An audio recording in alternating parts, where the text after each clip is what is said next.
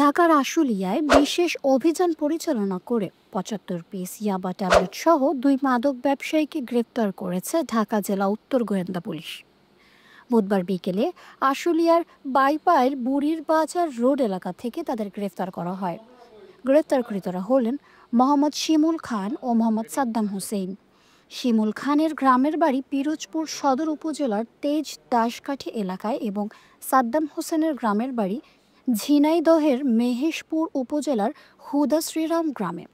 তারা উভয়ই আশুলিয়ার বাইপাইল এলাকার ভাড়া বাসায় বসবাস করতেন। ঢাকা জেলা পুলিশ সুপার মোহাম্মদ আনিসুজ্জামান এর নির্দেশনায় এবং ডিবি উত্তরের অফিসার ইনচার্জ মোহাম্মদ জালাল উদ্দিনের নেতৃত্বে এই অভিযান পরিচালিত হয়। ডিবি পুলিশ জানায়, গোপন সংবাদের ভিত্তিতে তারা গোপন সংবাদের ভিত্তিতে তারা জানতে পারেন যে আশুলিয়ার বাইপাইল বুড়ির বাজার রোডের ডায়মন্ড মোড়ে কয়েকজন মাদক ব্যবসায়ী ইয়াবা ট্যাবলেট বিক্রির জন্য অবস্থান করছে। এই খবরের ভিত্তিতে এসআই মোহাম্মদ আব্দুল মুতালিবের নেতৃত্বে ডিবি পুলিশের একটি দল ১৭ সেপ্টেম্বর বিকেল আনুমানিক ৫টা ২৫ মিনিটে উক্ত স্থানে অভিযান চালায়। পুলিশের উপস্থিতি টের পেয়ে পালানোর চেষ্টাকালে শিমুল খান ও সাদ্দাম হোসেনকে আটক করা হয়। পরে তাদের দেহ তল্লাশি করে ৭৫ পিস ইয়াবা ট্যাবলেট উদ্ধার করা হয়।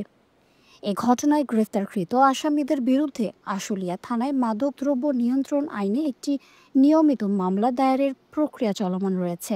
ঢাকা জেলার ডিবি উত্তর পক্ষ থেকে জানানো হয়েছে যে মাদকের বিরুদ্ধে তাদের এই ধরনের অভিযান অব্যাহত থাকবে।